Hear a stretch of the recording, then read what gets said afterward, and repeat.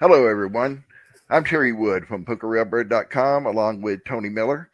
We're excited to welcome you to today's live stream with our special guest, Zachary Elwood. Before we begin, I want to apologize for having to cancel the original scheduled date from September 11th due to Hurricane Francine. So we appreciate your patience and thrilled to be able to bring this event to you tonight. We're looking forward to a great discussion as always, and we welcome your questions and comments throughout the stream. Let me introduce our guest, Zachary Elwood. Zachary is globally recognized as the leading authority on poker psychology and tales. He's the author of 3 essential books, Reading Poker Tales, Verbal Poker Tales, and Exploiting Poker Tales. His work has greatly impacted how players interpret behavior at the poker table. In addition to his book, Zachary is also the creator of the comprehensive Reading Poker Tales video series, which I am proud to say I'm a lifetime member of.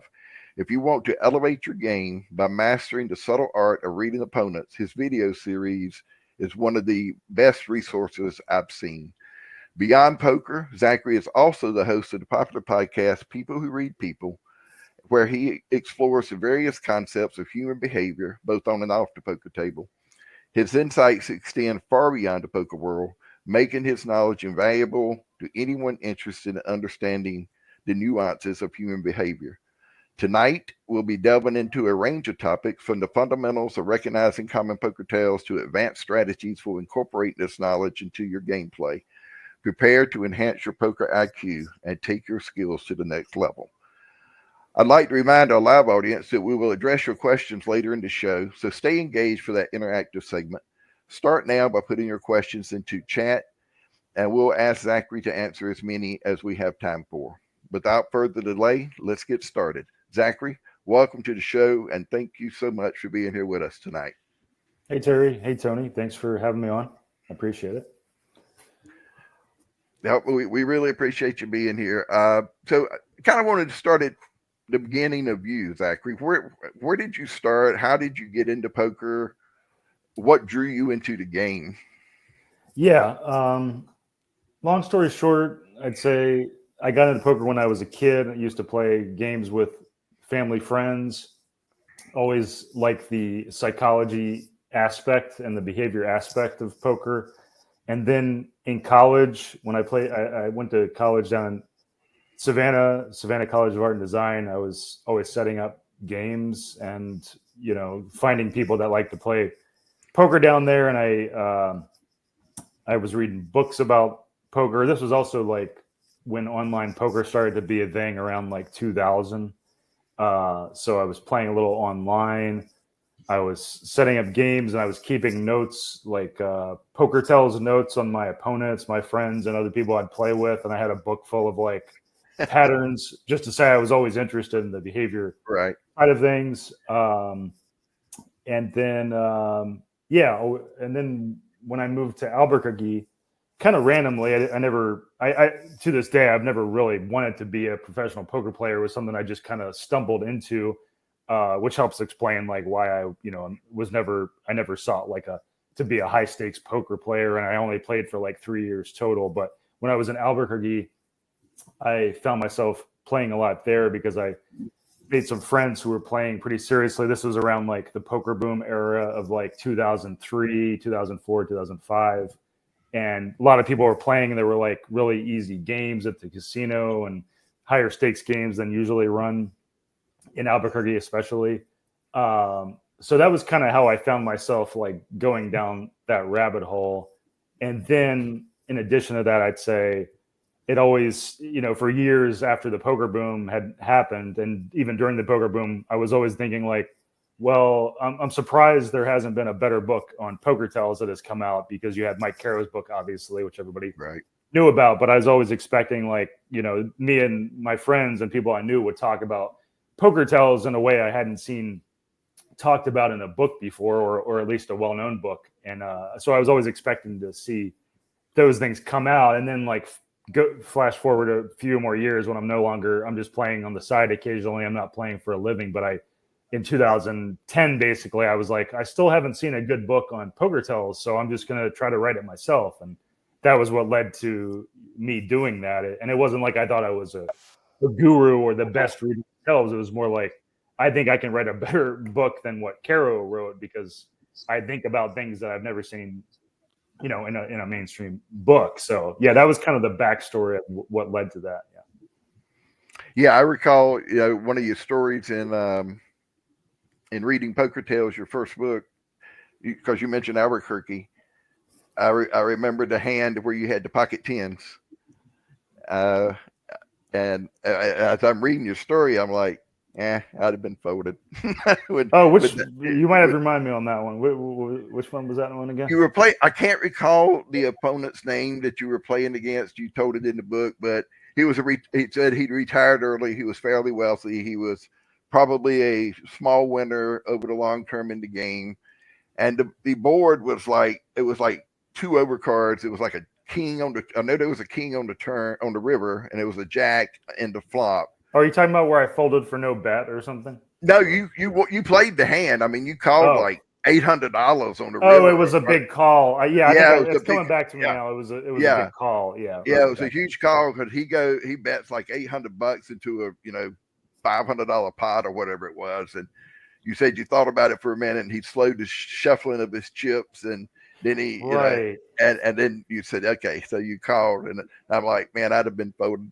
That was one of So for people listening or watching, it was one of the tells where I talk about in the book where sometimes you can get a sense of people tensing up when you're like reaching for your chips to call, and like in this case, this guy was like shuffling his. I think it was shuffling his card, or maybe shuffling his chips. I think. Yeah.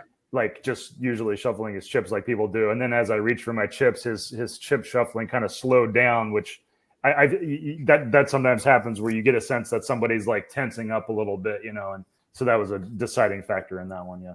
Yeah, that's exactly what you said in the book. It was, but I was thinking, man, I don't know if I could have did that or not. Yeah, so you hate being wrong in spots like that because then you're like, why did I pay attention to something that seemingly minor, right? Like, but you get more. I think you get more comfortable the more you do it, and especially if you got a little player specific read, it gets a little bit more comfortable. Yeah. Yeah, it was like I was telling you before we went live. I'm really good with the math of poker and that kind of stuff, and I've been reading your books almost since they came out. I think I don't know of any of your books I haven't read. I got them on Audible. I've listened to them dozens of times, and I still struggle with the correlation part. So just out of curiosity, what are some of the biggest challenges you faced when you were just really getting into this?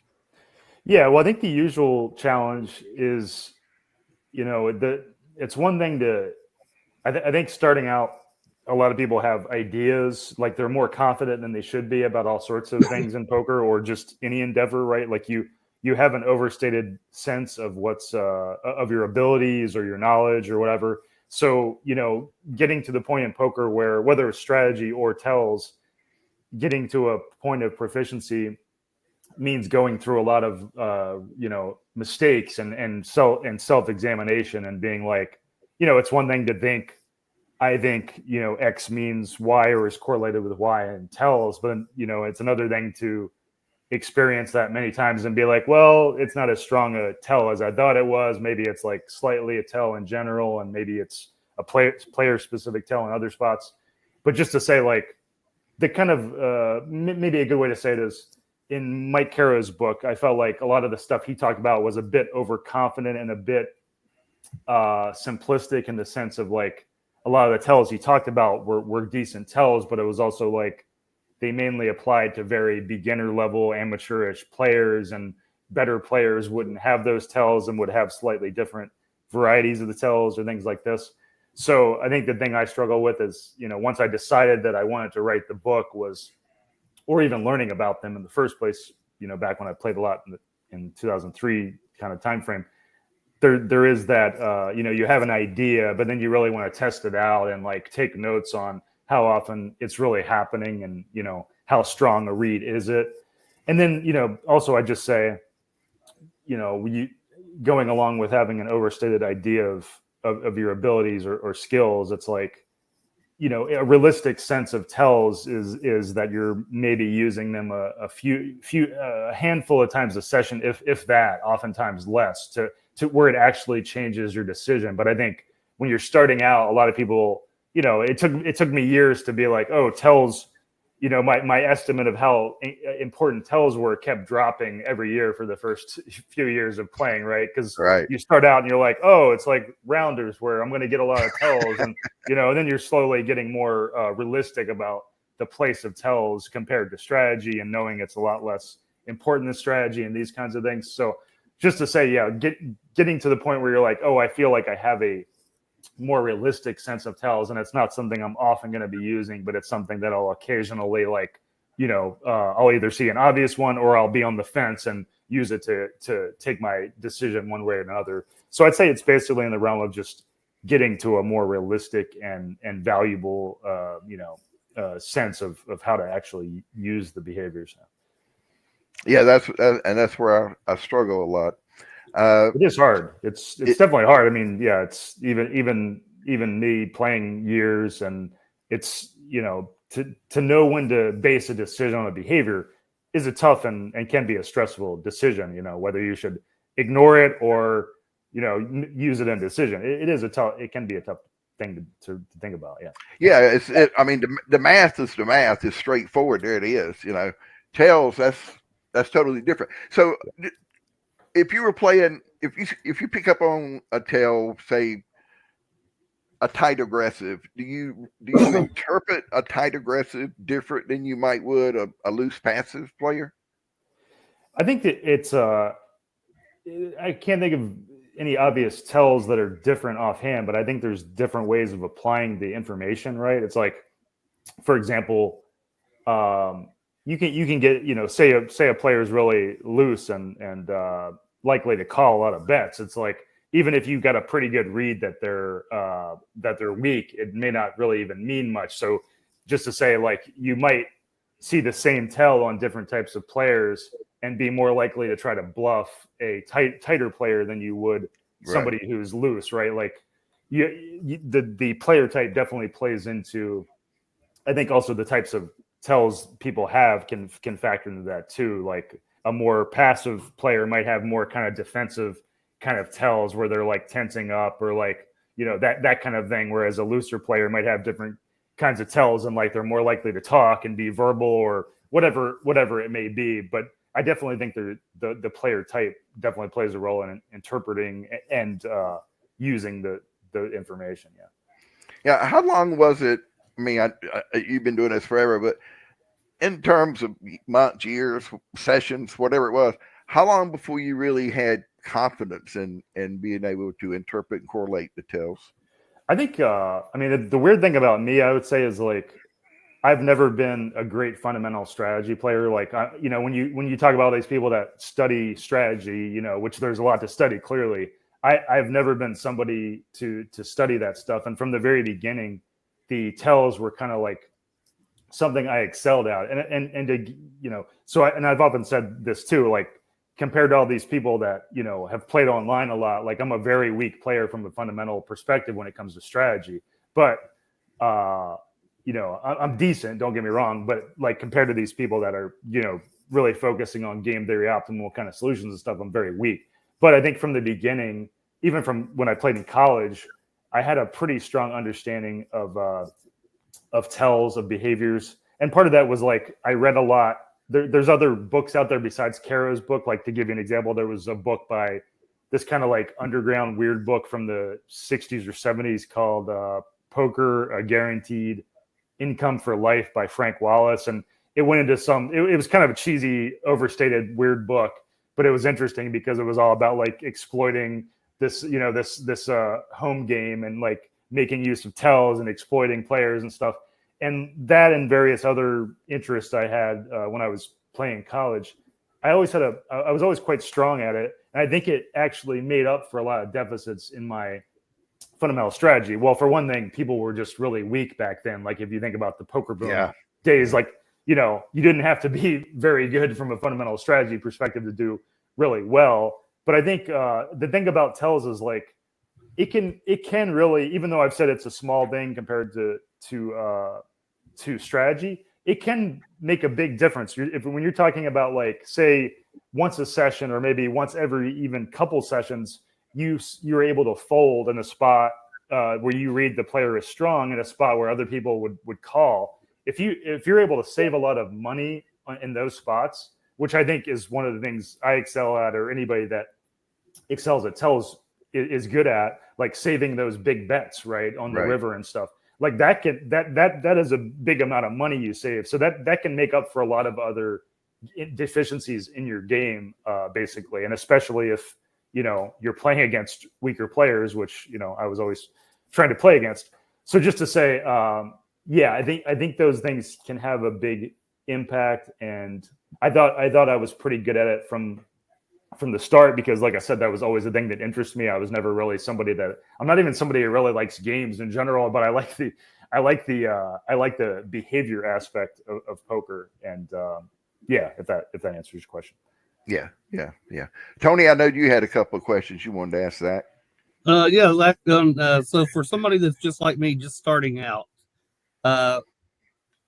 what advice would you give me on studying the poker tells? Yeah, I would say if you're really just starting out, I definitely always emphasize to people, because I like to be responsible with this stuff, it's to say that the strategy is so much more important than the tells. And really, I think some people who start out focus way too much on the tells. So I would say, try to take the classes and the classes that are out there. There's a lot of free content out there about strategy. Focus on that mostly. But having said that, a lot of people who just start out tell me that they really enjoy my stuff because it does help them avoid giving their own tells away. So I think there is a lot of value even in the defensive part of things. You feel more confident knowing that I'm preventing the major leaks I might have of information I'm leaking, and many people have told me that's the main way they found my content valuable when they were fairly amateur, right? It just made them feel good that, and some people were like, oh, I had no idea I was doing X, Y, and Z, and it was a major leak I had, right? Like I would say something that was a tell pretty often, right? And now I've removed that. So that helps people feel comfortable. It makes you more confident, prevents you from losing money. But yeah, after that, if for somebody who really wants to, get into making use of the tells, I would say, skim my books and make note of the most useful things, because I think I'm pretty good at drawing attention to what the most useful tells are, and we'll get into that a little bit here too.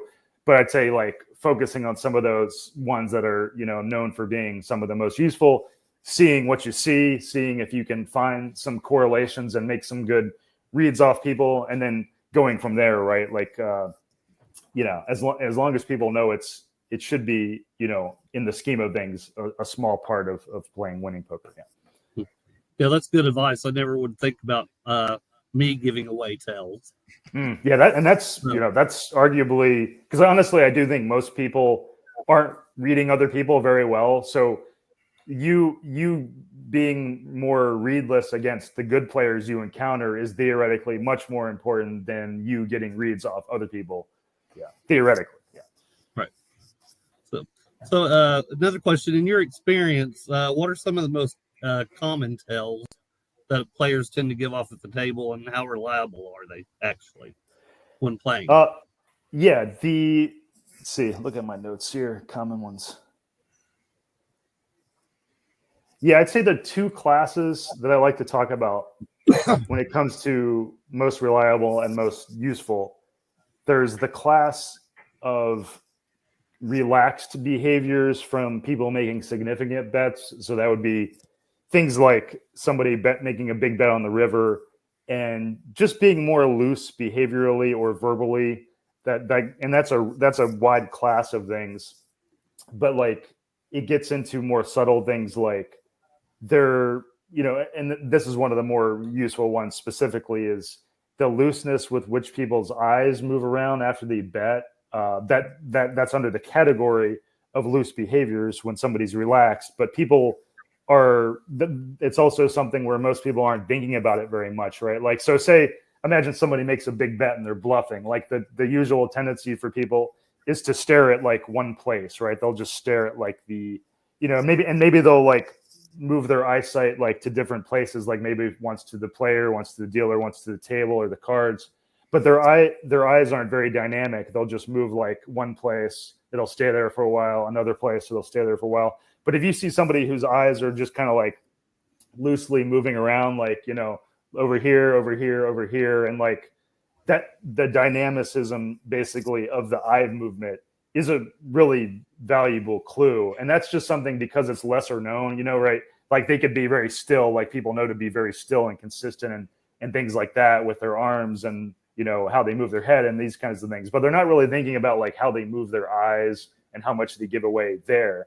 So the eyes are definitely, and there's other things in the eye contact too, like, you know, basically there can be player, not everybody, but there can be player specific tells of the categories of like some people are more likely to look at the other person when they're bluffing, and some people are unlikely to look at the other person when they're bluffing.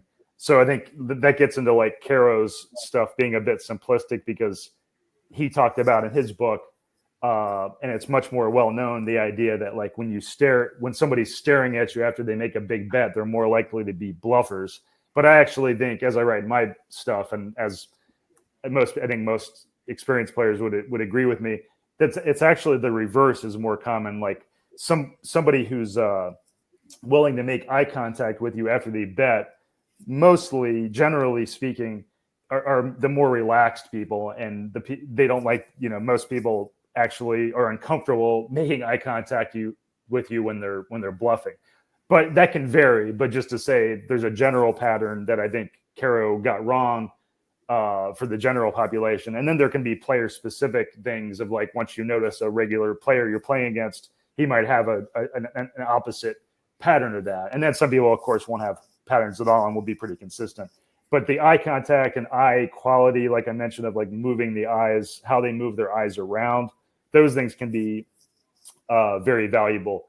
And then real quick, I'll say the other valuable class of tells, like the category of tells, is people being quite doing kind of unfocused, ostentatious behaviors early in a hand. So I'll give you an example of what I mean. Like, say somebody raises pre-flop and they're kind of like doing a few things, like they're checking their cards or they say something, or, you know, whatever it is, a couple of things that basically just show they're not that focused on the hand, which will tend to mean weakness. And so those are kind of spots where I'm more likely to apply some pressure, or maybe more likely to call and see the flop with them or something. But it basically just means like players in those spots are less likely to be at the top of the range. So basically another way to say it is, say they look down at aces and they raised. Like people in those with the top of their range will usually be more thoughtful, and they'll be thinking and considering because they know they're probably going to go pretty far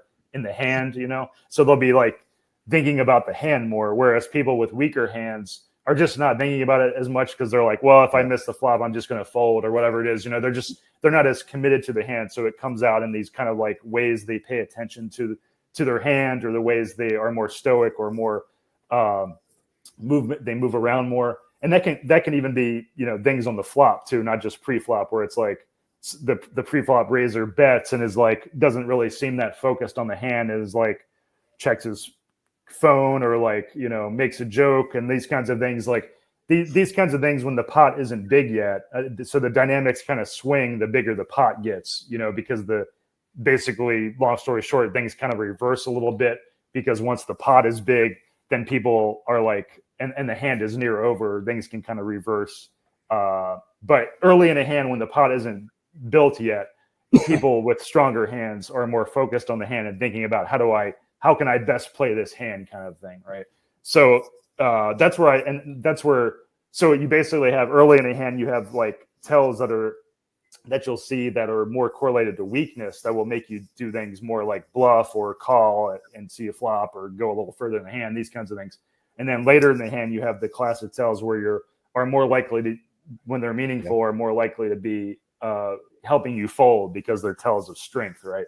And I go into more detail of this in my content, where it's basically like it can be hard to get tells of strength early in a hand, and it can be hard to get tells of weakness later in a hand. And some of the reasons I just discussed are the reasons there, because people just have more different kinds of tells in different spots, if that makes sense.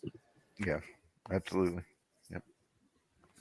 And then I guess my last question for you is, what are some of the most prominent misconceptions when interpreting tales? Yeah, I think kind of related to what I was talking about with the eye contact one, where Caro said, bluffers, when somebody stares at you after they make a big bet, they're more likely to be bluffing. I think that and similar spots are one of the major misconceptions people have, because a lot of people think of things like, they think of Caro's thing basically like it's reverse. Strong means weak and weak means strong, right? But I think in practice, when it comes to players who have strong hands and they're relaxed, a lot of times strong just means strong, right? So that kind of relates to what I just said about it can be, it can be harder. It can be easier to get tells of strength because people just react in more relaxed ways. So, for example, like staring at someone after they made a big bet, like somebody who has a strong hand, that's a tell of strength. Like it's expressing some confidence, and it will often be from people who are confident. Another example would be a player saying something like, "Yeah, I've got a strong hand," or whatever they say. "I've got it," or "I've got this strong hand." It's like from a weak means strong means weak perspective, they'd be unlikely to say that with a strong hand. But in practice, though, because you will often see that because people are just so relaxed, they'll say all kinds of things. They'll say their hand's weak. They'll say their hand's strong. Basically, another way to say this is when you're more relaxed, your behavior covers a wider range of things, right? It's like it's not constrained to just acting weak. It includes acting strong too, just because you're so relaxed. You're just like, I'm going to do whatever weird things occurs to me because I'm having fun and I'm feeling good about the situation, right? So I think that is often a misconception because, like, I was talking to a high stakes player recently about that, and we were talking about, like, from his perspective, he was saying, they made a strong hand about their statement, so they're likely to be they're likely to be weak because they're trying to prevent an obstacle to me playing, when they make a big bet. And I was like, well, not necessarily, because like I say, like in my books, I think often that will be a strong, even mostly be a player who's relaxed, just being loose and weird and trying to be a little tricky with their behavior, right?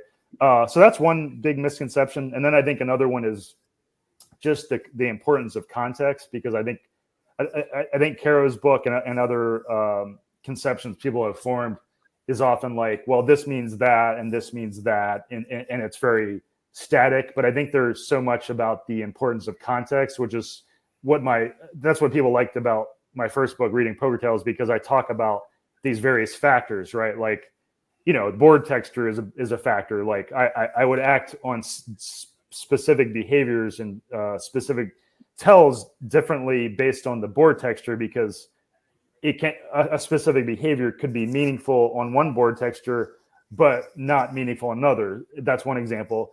Then, like, how far along the hand is too, because the farther the hand is to over, the less there is to think about. So somebody who's bet on the river obviously has nothing to think about, which gets into like how focused they are, whereas somebody early in a hand has a lot to think about, with a good hand or even a bad hand. So that's another factor.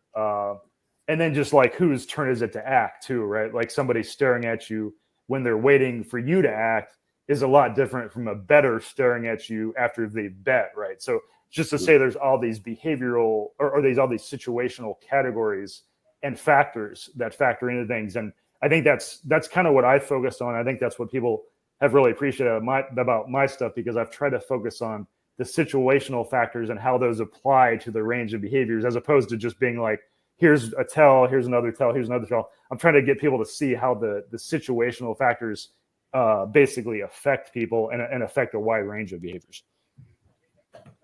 Makes sense, because I'm thinking I really haven't played all that much at all. But my deal is, as the pot gets bigger, the more I get stressed.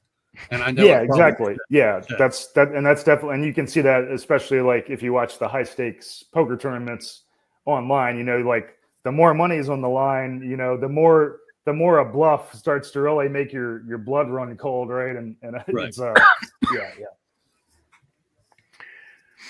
Yeah. So along those lines on the stakes, do you see? I mostly play 2-5.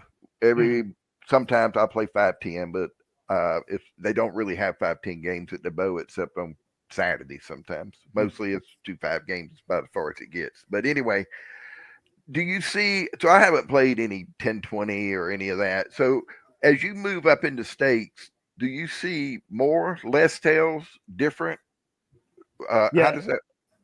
I think, and I've always been really transparent. I've never been a high stakes player. Like the highest I've played has been 5-10, no limit. And, so I've never sought out the poker player lifestyle basically. And I always like to be really honest about that.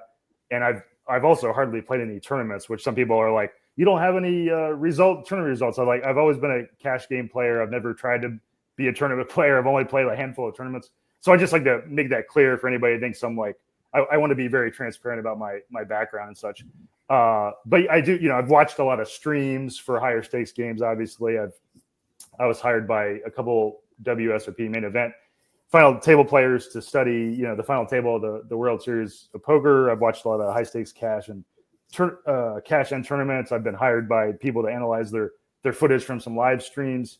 And I'll say, I think mostly the tells are the same, from once you get, basically like the same kinds of tells you'll see at a 2-5 game are present for the higher stakes games because, mostly it's because the recreational players who are playing there, if they're playing those stakes, the money is the same to them, right? As it is to the lower stakes recreational players. That's one reason. But also I think mostly it's because even no matter the skill of the players, there's very little, contrary to what people think, there's very little like reverse tells when it comes to like skilled players playing each other.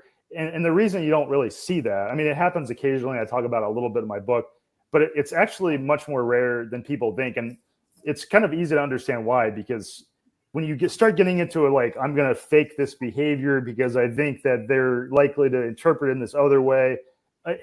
Past the first level of that, it gets very complex. So, and people will easily psych themselves out. It just gets too confusing to think about. So in practice, even the good players mostly just stay stoic, or they have like the same tells in a more subtler form, which is much more common. Like the tells I've seen at like, the final table at the World Series of Poker Main Event are the same kinds of tells you will see at a 1-3 or 2-5 game. They might just be a little bit more subtle, but even some of them are just straight up like the same tells though, and just as extreme. I mean, I've seen really obvious tells at the World Series of Poker Main Event and in high stakes cash live streams from really good players who just aren't aware of how much information they're giving away. Right. Or occasionally they may be doing it to focus because they think they're trying to manipulate a specific player, in which case they're doing it purposely. But sometimes I just see people giving away information, good players, and I think it's because they just aren't aware of, like, say, the verbal poker tells, which are lesser known, right? So if that answers this question, yeah, I do think it is mostly the same tells. They're just much less common, I would say. Yeah. So do you think the players are, I don't know how to put this. So your higher stakes cash game players, are they really good at covering up their own tails, or is it just because they've played so much they just don't have tails? I think it's more the first. I mean, I think anybody who I think it's anybody that is aware of the major tells can pretty easily make themselves pretty unreadable. It's just a matter of knowing what the major tells, most of the major tells are, and then trying your best to be stoic, right? So, and I think, most people that are playing seriously, even recreational players that are playing pretty high, most of them are pretty good at being unreadable. Like, yeah, so the higher up you go, barring a table that has just a lot of, rich recreational players at it or something, the higher up you go, the less you'll find useful tells. But having said that, there can be a lot of value in decisions because good players often put each other in decisions that can easily go either way because they're playing a very balanced style often. So just to say a little bit of behavioral information can go a long way because you're so often in these spots that are kind of even money, right? Like whether you call or you fold. And I was talking to I can't say his name, but a high stakes player recently, and he was describing getting a lot of traction off these things where it's like, even if he thought the tell was only like 60, 70% accurate, right? It's like, because he's so often put in these spots that could go either way versus good players, if he thought it was, likely to be a read, he would just adjust and make that call or that fold based on that read. And that is, that can be very valuable because if your opponent just has even something that you think is a little slightly reliable, that goes a long way in the long term if you're often playing, especially if you're often playing that player like in the regs type games. So hopefully that answers the question a bit. Yeah. One, I don't know. It's been a while back, probably a year or so that I saw this, and I know it was probably an older video, but you were playing, I think it was at Hustler Live, and you were in a hand. I think you're in seat 3, and the commentators commentate, and then of course they're saying, Zachary Elwood, the human lie detector, and you had on the flop, you had an open-ended straight draw, and the other guy had flopped a set, and you folded. You saw the turn, and then you folded. But what was it? I know you probably don't remember that particular hand, but could you tell us about when you picked up on a tail like that would make you, never mind the pocket tens in Albuquerque, but a tail that would make you fold or call, that it was that compelling of a tail? Yeah, I can't remember that one. I never played on Hustler. What Hustler? Okay, it was probably, I did play on like a pretty small stakes one for what is it called? Live at the Bike a long time ago. Maybe that's what it was. Yeah. It was an older video. Yeah, it was an older video. Well, I do think. I do think often the. Getting back to like what I think is one of my strengths, or the strengths of anybody who's pretty good at reading tells is being able to fold in spots where other people can't, right? So I do make what I think are a lot of good folds and save a lot of money that way. And I don't know about that hand specifically, but I'm trying to think of, do you want me to just give you an interesting, I don't know. Yeah, just when a tail was so compelling and kind of what that tail was. Oh, yeah. Well, one that comes to mind was I wrote about it on my Substack recently because I was driving across the country and I stayed in Reno overnight, and I played some 1-3 right outside the hotel there. And one interesting hand was I had just sat down, so I didn't know the players at all. I played like a round or something. And I raised with pocket aces, got like 3 callers. Flop came like, what was it? 4-4-3. Rainbow. I bet again. I get 1 caller, the other caller, like 2 callers, but one's all in, so he doesn't really count. But so then on the turn, though, the turn's like 9 or something, kind of a blank. He checks to me, and I bet like, I think it was like $80, and he says, he immediately says, "How much is it?" Which is a valuable tell because, my main fear at that point is that he has a 4. That's the main thing I'm afraid of if he continues, sure. Right? Or if he raises. But when he says really quickly, "How much is it?" That's a pattern that often shows up from people that are just like kind of irritated with the situation, right? Like it's something, getting back to like if he had a 4, let's say, or flopped a full house or whatever, he would be much more focused and cagey. He'd be somebody who's slow playing is like, being very thoughtful. He's not gonna immediately ask how much is it. That's more of somebody who's like kind of frustrated with the situation and has a genuine thought about whether they should continue. So when he says that, and I was thinking like he struck me as the kind of player that was capable of bluff raising me or bluffing me on the river if the right card came, right? He struck me as that kind of player just based on a few things that I talked about in the Substack. But when he said that, I was like, oh, I'm pretty sure he's weak here. So that meant like if he decided to raise me there, or if he called and then bet a lot on the river, I was much more likely to call him based on that one little tell.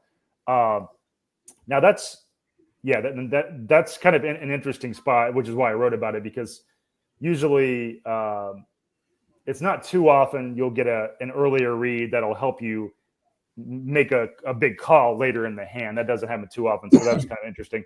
But usually when you're getting tells from somebody who's making a big bet, it'll be tells of strength. It'll be somebody just saying something or doing something that is really unlikely for a bluffer to do, and I'd say that's the large majority.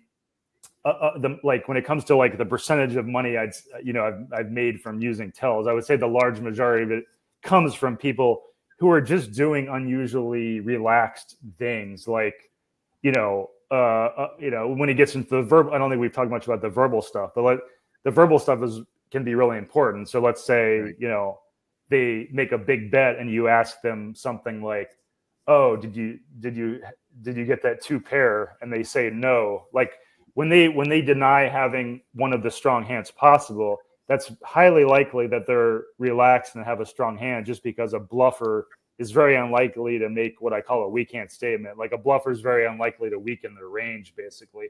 So whether they volunteer that or whether they say it in response to a question, like when somebody is willing to say, "Oh, I don't have one of the strong hands possible," it just becomes so much more likely they have one of the other strong hands and they're just relaxed, right?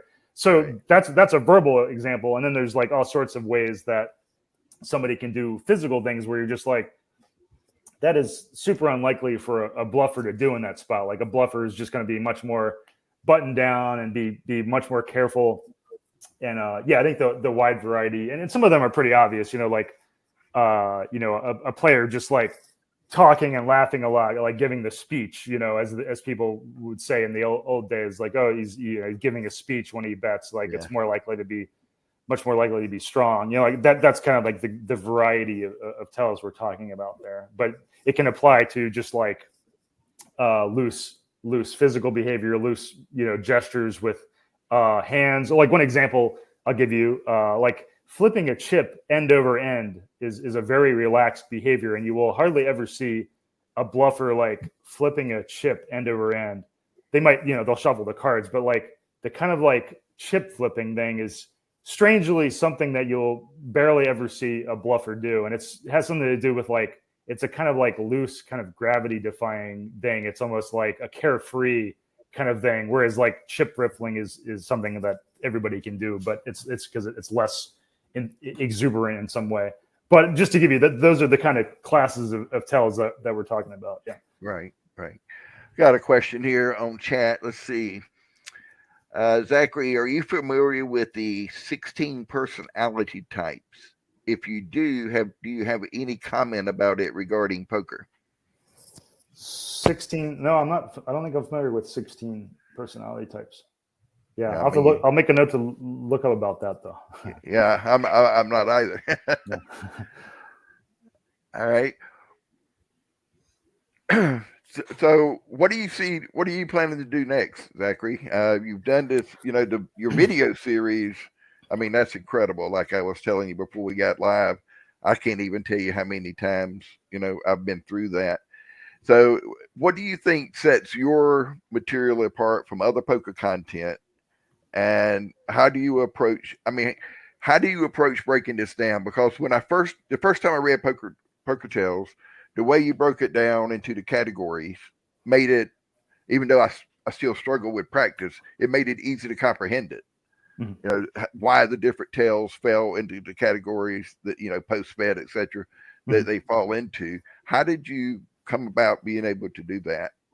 Yeah, that was kind of, from the beginning, that was kind of my vision for when I thought years ago about even back in the poker boom early days when I was playing for a living. I was thinking about, I had the idea to write the book, and I was like, that would be the kind of stuff I focus on, is the situational factors. So then when I worked on it years later, that was in my mind, of like the situational factors and breaking it down into categories. And I think that's really what stood out to people. Like, I think the reason that book took off, which I didn't expect at all. Like when I wrote it, I was like, I don't know, you never know if people are going to like stuff, how it's going to go.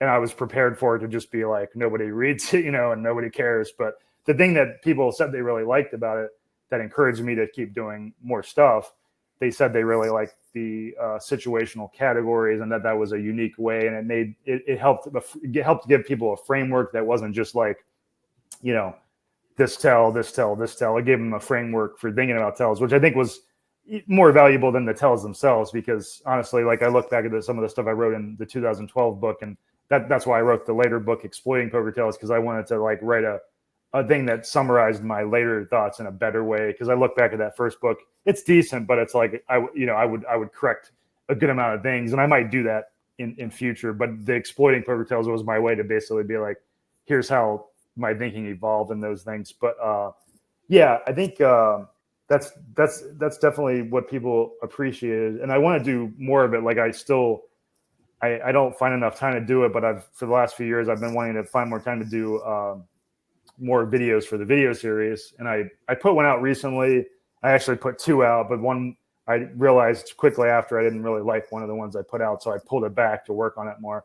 But just to say, I have a pretty high standard for the stuff that goes in there, so it takes me a while to get the content in there. And then part of the challenge there too is a lot of the footage, because I want to use good footage, but the challenge in there too is like a lot of times in the poker footage, after somebody bets, they'll cut away from them, which is like the most interesting spot to me. After somebody bets, they'll cut to the player whose turn it is, which makes it really frustrating if you're trying to make a video series. You're like, why do they never show you what the bettor is doing? Like that's like the most valuable class of tells, but it's so hard to get the footage from it, right? But anyway, I do want to do more on that, on the video series. And I've decided recently to focus a little bit more on the podcast and do a little bit more video content, because I had some success recently with a long form, highly edited podcast episode I did about some behavior weirdo people, but we don't need to get into that. I saw that. Yeah, it's a weird one. Yeah, there's some. Anyway, you're right. We don't want to get into that. Okay. All right. So what are you going to do besides that? I mean, what are you working on? Anything else in the poker world, or? I do want to. Yeah, just the video series. I've always said like I don't want to be one of these people, because I don't want to throw other people on your bus, but I feel like a lot of times in the poker world, it's like people keep churning out books even though they don't have too much else to say. It's like, let me just try to make another book to get some more money or audience. And I've always said like those are the only books I'm going to write, because I feel like I don't have anything major to say. But if I have something new to say, I'll try to put it in my video series or write a Substack post about it.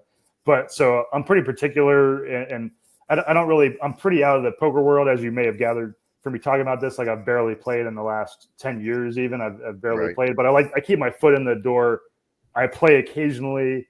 I watch some streams, and people occasionally will send me stuff to look at. So I do keep my foot in the door, even though it's far from my main focus. Oh, and I should say, I'll say too, like I don't know if you mentioned it, but I've been working on reducing toxic political polarization as like my full-time job the last year, and then on the side before that. So I've been helping out a nonprofit and like working on some books and stuff. But just to say that's a passion of mine, is like trying to get people to get along better, on the left and right kind of thing. Yeah. So.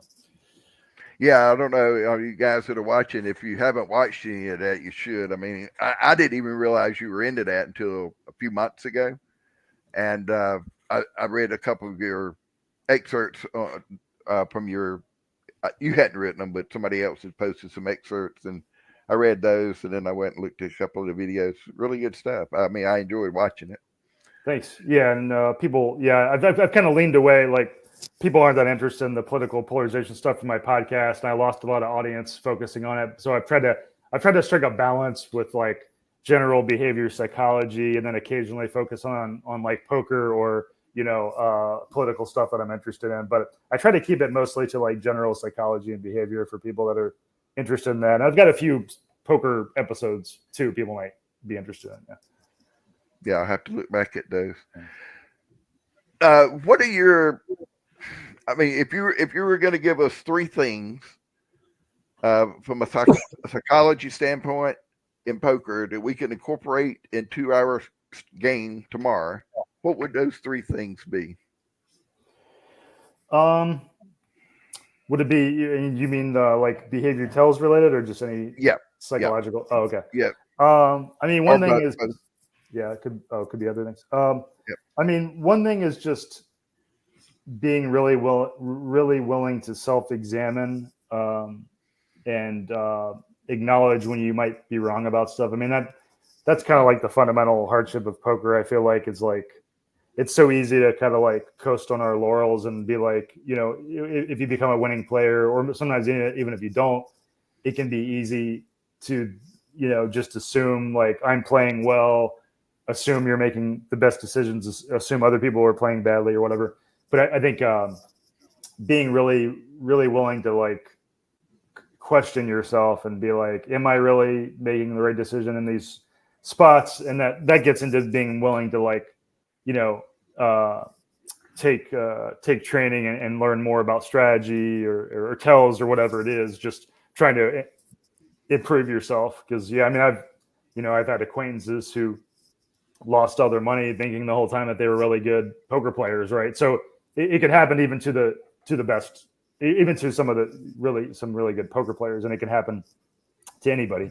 So that's one big thing, is just being willing to self-examine and question yourself, which I think is hard to do for obvious reasons. Other than that, I would say when it, especially for the tell stuff, is thinking, being willing to think about,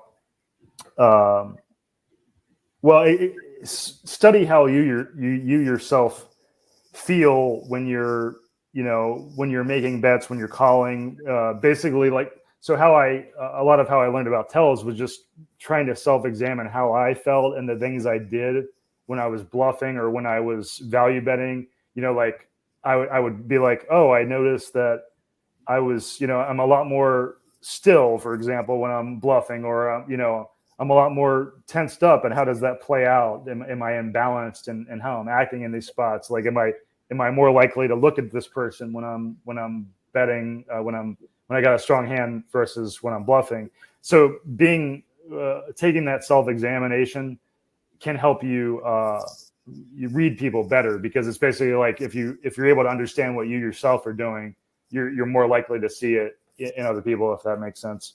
And that also helps you eliminate your reads too, or your tells too, because then you're just more likely to be a bit more stoic and unreadable in no matter whatever spot, and that includes things like, how do I place the chips into the pot? Like, how quickly do I do that? Am I sometimes like calling or betting pretty fast versus like other times waiting a while? Am I imbalanced in those kind of areas?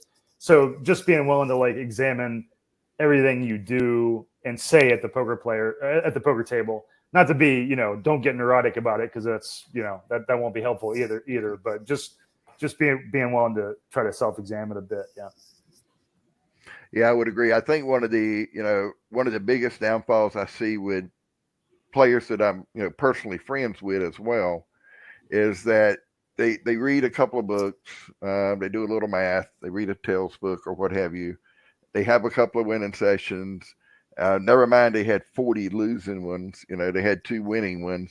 They remember the winning ones, forget about the losing ones, and all of a sudden, I don't need to learn anymore. I know everything I need to know to play. Right.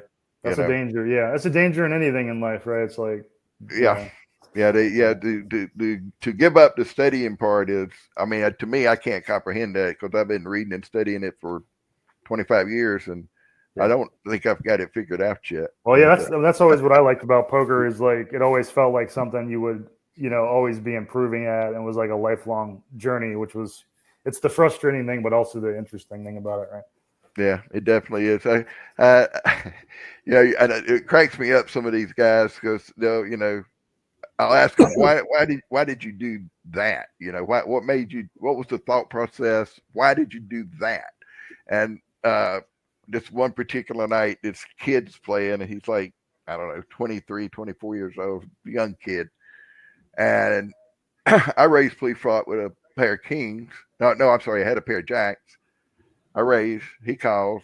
A couple other callers. Flop comes king 4 something, and I bet he raises, which I wasn't that surprised. And then the other 2 fold, and I sit there for a long time, and I'm looking at him, and I said, "If you're he bet like $50. I said, if you'll show me king 4, I'll pay you. I'll pay you half the bet, but I'm not going to call you. I'll pay you $25." Turned over king 4. I said, okay. So a couple hours later, I had pocket kings. Flop comes out, junk. He did hit a pair in there somewhere. Anyway, we play out the hand. I don't remember it exactly. I just remember what I said to him at the end. He ends up hitting 2 pair. I end up with a set of kings, king on the river.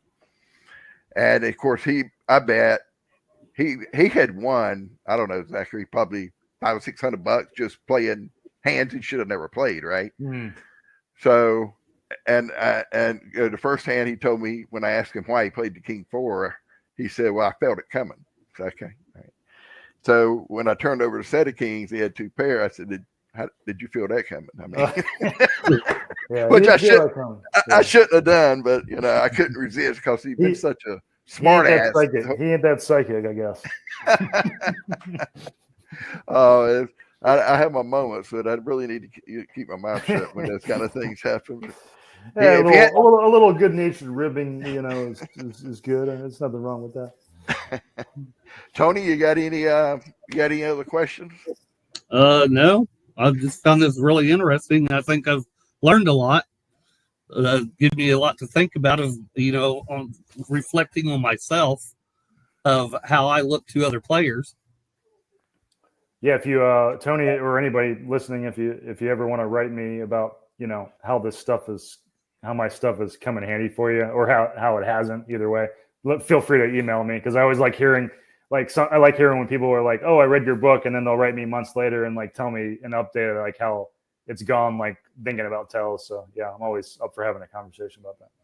Yeah, Catherine, a friend of mine, she's in Oklahoma City, so she just posted on the chat. She says a true expert knows once you actually know a thing or two, you should never start to realize how much you actually don't know, or you start to realize how much you don't. Yeah, that's the Dunning-Kruger thing, they call it.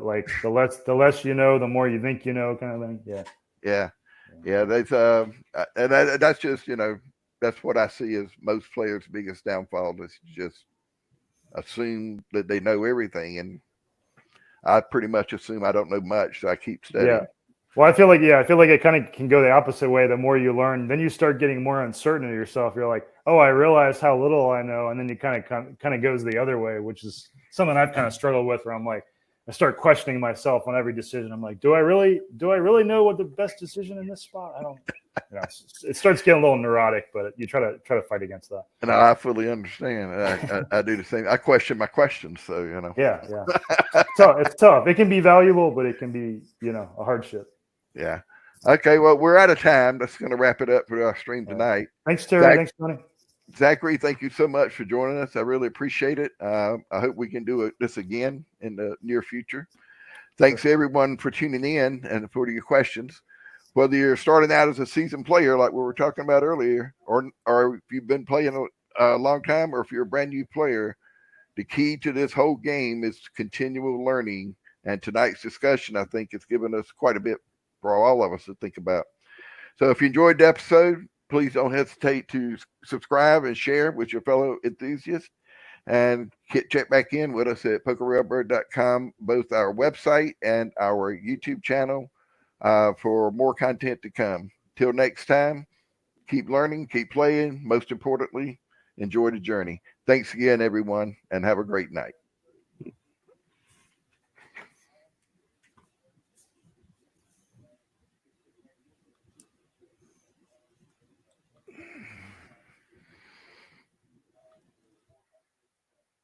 Well,